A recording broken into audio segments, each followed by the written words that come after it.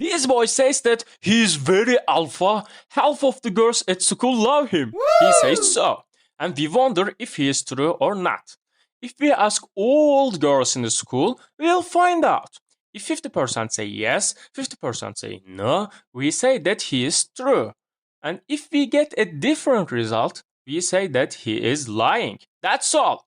But even if we don't ask all the girls, we can have an opinion. For example, we asked 100 girls, and they all said no. And we can think that the boy is most likely lying. Let's express it mathematically as follows. There are thousands of balls in a huge bag, and half black, half white. And if we randomly draw 100 balls, almost half of them will be white. It's almost impossible for all balls to be black. Likewise, the boy says that half of the girls at school love me, half do not. So, if we ask 100 random girls, about half of them should say yes. If that were the case, we would believe the boy. We don't believe him because all girls we asked said no. But we cannot say he is lying for sure, because we didn't ask everyone. Maybe we met unlovers each time by chance, but this is very unlikely. That's why we say we don't believe him. We don't say he is a liar. We don't believe. In fact, it's okay if it is a little less than 50%. We might meet the lovers a little lower, because we didn't ask all the girls. We asked 100 girls, but it shouldn't be too low. So, values close to 50% are reliable, but remote values are not reliable. Let's show it with this graph. If the lovers we get are 50%, we are very confident. And as we move away from 50%, our confidence decreases and almost disappears. At 0%, other low values are still unreliable. As we move away from 50%, our confidence decreases. Likewise, if we find a number that is much greater than 50%, our confidence drops as well, because he claimed that it is 50%, but we found very higher value. Same case. Similarly, if it's a little over 50%, it's okay, but much higher values are unreliable. So, the result we will find should be close to 50%, so we can trust his claim. That's it. Now, let's talk about how to determine these close values. Let's say that values between 40% and 60% are close values. If we find a value outside of this range, we will not believe the boy. As we can see, our trust is very high in this range. And out of here, our trust is very low. That's all. Let's express the same thing mathematically as follows. We actually have some confidence in all values, but values in this range covers 96% of our total confidence. This yellow area is our total trust, and this is 96% of it. The computer calculates this and tells us. So, we say that this area covers 96% of our total trust. Almost all of our confidence. So, they are reliable and the rest is ignorable. So, if we find the value outside here, we don't believe the boy. That's all. The thing is simple. As we said, we cannot say he is exactly lying.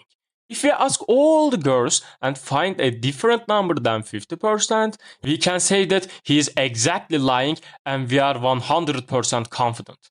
But we can still be 96% confident without asking all the girls. And it's enough to have an idea about the boy. That's all. Let's do a similar example. We can do it like this. For example, we want to be 99% confident. It's a higher confidence. We will make an interval at 99% confidence level. We told the computer and it gave us this range. So, if we find any value outside of here, we won't believe the boy. And we are 99% confident of our idea. So, we are more confident compared to the previous example. Let's do a similar example. Now, we want to be 90% confident. We will make an interval at 90% confidence level. The computer calculated it and gave us this interval. We won't believe the boy if we find a value outside, and we are 90% confident of our idea. So, we are slightly less confident compared to the previous example. That's it. We can make an interval of any confidence level we want. Now, Let's summarize the whole thing. The boy said that 50% of the girls at school love him. That's a claim, a hypothesis.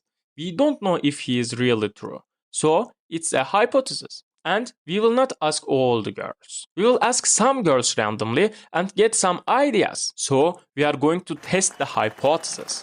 We will make an interval. We won't believe the boy if the value we find is out. So, we will reject the hypothesis. We are not saying he is lying. We say we reject the hypothesis. The higher our confidence level, the more confident we are. Don't worry.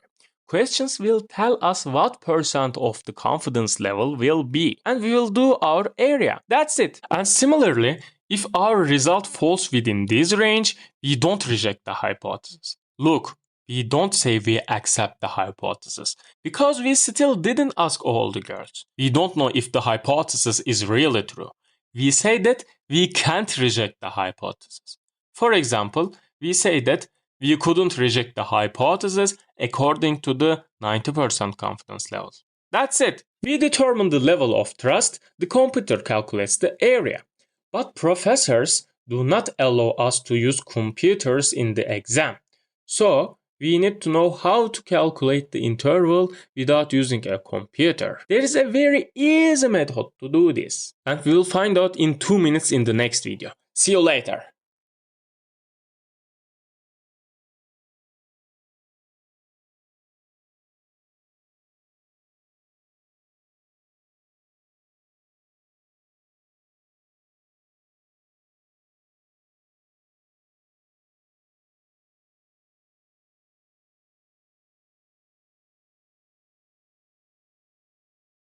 If we find a reliable value, it's okay. But if the value we find is not a reliable value, we don't believe the boy. And we specify the reliable values. And their reliability rate is 96%. In other words, the confidence level is 96%. If we find a value outside, we don't believe the boy being 96% confident. That's all.